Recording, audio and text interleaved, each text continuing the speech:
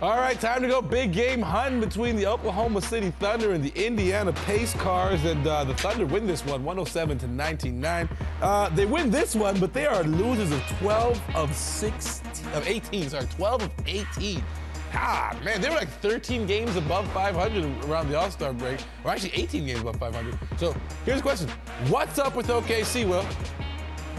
They don't trust everybody they have on the team, and they know they are very top-heavy. And they have to trust that they're going to get everything to win any series from Russell Westbrook, from Paul George, and from Stone Cold Steven Adams. That's it. It's just a matter of That's it. Billy Donovan does not trust the bench. The bench is not strong enough. We know that. We're just talking about Marcus Morris. This is a guy you'd think would be a big-time player for a team like that. 7 minutes tonight. They're trying to figure out the rotations. Are they going to trust, Jeremy Grant to be that guy? He had 19 the fourth guy. Is Dennis Schroeder the guy off the bench? To lead that team. You don't know who that guy is. They might end up playing Raymond Felton in the playoffs, and that's a problem if he ends up getting on the court. Because he's outside the rotation during the regular season, no rhythm. What about Schroeder? You think they trust Schroeder? And he's old. Like, he should just... No, Schroeder's nice, but they play 9 guys, right? Ferguson is a starter, but he's more of an athlete than anything else. And after Westbrook and, PG-13, they don't really have too much to go to. So they've been winning on, their backs, but this is just a slump for them. I think they'll be fine in the playoff time. Like, I really do. I think those two guys can carry a franchise. I thought the role players on this team made steps this year. Am I wrong? There are points in time where Jeremy Grant looked like he could be on the verge of getting a nice contract. Inconsistent. Schroeder at the beginning of the year looked great. Yeah, but inconsistent. All those players are inconsistent. Like, Grant may have 19 tonight, and then 7. Drew, what are you rubbing your hands on? Are we not talking about the elephant in the room, guys? The decline of Russell Westbrook's game. The decline? Well, guys, he's not adjusting his game. He plays the same way. You know what I mean? His shot is not where it should be at this point of his career. He plays at one speed, fast, hard, aggressive, but at the same time, he might need to adjust his style of game. Why? The results are still the same. Well, okay, Paul George was injured recently, so he's been out with a shoulder injury a little bit. And he has to adjust now to these other guys, Ferguson. How do you induce those, or how do you get those guys to step up when he needs them? Because in the playoffs, when they start to cut you off, and the playoffs are like, the coaches are sadistic in the playoffs. They know how to cut your water off in a hurry. They know how to exploit certain things. And if you're going to go, okay, we're going to let Jeremy Grant beat us. Tell me the last time Jeremy Grant won a playoff series. I'll wait. Okay. I'll wait. We don't have enough time.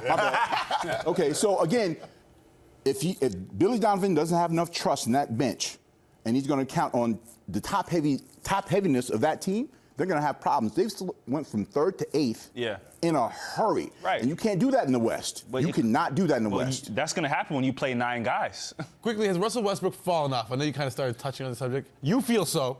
You know what? I love Russ, you know what I mean? Great fashionista, you know what I mean? I don't know about great, but he wears questionable. Things. He wears things. I don't know. What else? He wears things. But maybe he just, you know what I mean? He might have to adjust his style of play. I think his temperament's a bigger problem than style of play. But what do you guys think? I don't think he's fallen off. I'll never say that about him. He's still an all-star caliber player. His game is there. I think shots missing. His attitude. That's just getting a little better right now. His attitude to me has been, like, I'm gonna do what I want, and that's what, that's how it's gonna stay. And I feel like think his attitude, the shot selection have been. Between those two things, he's gonna do that. Russell Westbrook is the gift and the curse. Right. Okay, and that's what you get with Russell. You'll get a triple-double. Right. But it might take him 45 shots to get there. Right. And you might lose the game, and it would be at the deficit of getting those other guys involved, and that's gonna be a problem in the playoffs. So, okay, the stats look great, and maybe there's some game erosion because of how hard he plays, the knee surgeries and everything else.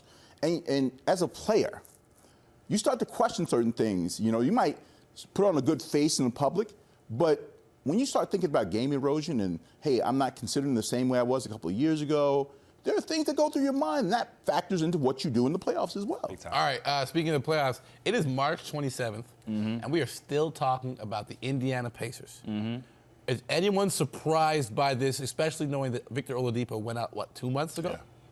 Definitely. Well, yeah. Definitely. I think, when you lose a player of his magnitude, you really think, well, how is this team going to, sustain? But people have stepped up. Sabonis is, definitely put in his work, and the team looks good. So hopefully they'll be able to kind of maintain that and be a Wise one. Were you surprised, or did you see this coming all along? No, I would be lying if I said I did, but I also understood I'm surprised. how good how good of a team they were. All you got to do is watch them the first round of the playoffs last year with Victor. Yes. But you saw a different Bojan Bogdanovic last year. Big time. You saw Thad Young do his thing. Big time. Of course, Sabonis is doing his thing. There's another year on Miles Turner. You got Corey Joseph, who's always steady. I actually thought Miles would be better. So you have a team. Tyreek Evans, too. Don't forget. He's former Rookie of the Year has come in and played his role. Right. And I think because those guys know their roles and they play those strengths, they just play basketball. Yeah. And those guys are. That's what matters. Okay, so here's the question: is Nate McMillan in your conversation for Rookie of the Year? He should be. Coach of the Year. He should be. He should be. If he's not, you need to get drug tested. Right. Because it's one thing. It's one thing for them to be third. For them to be third in the East in late March. Yeah.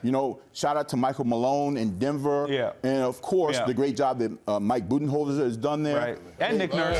Nick Nurse. I don't know. Where's the Nate McMillan with the top button, biting my style. But no, I'm telling you, Nick McMillan has done a fabulous job with this team. Big time. And you cannot.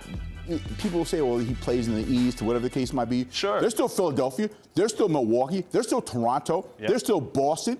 And Boston is behind them substantially at the end of the season. Right. That's a real thing.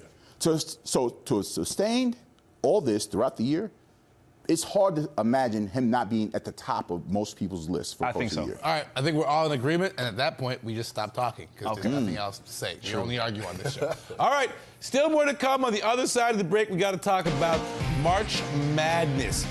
And is this the greatest freshman? I don't know. Dwayne, I'm not asking that. Every year they ask that. It's a load of garbage. Just another freshman class, but it's going to be a good one. Hang out.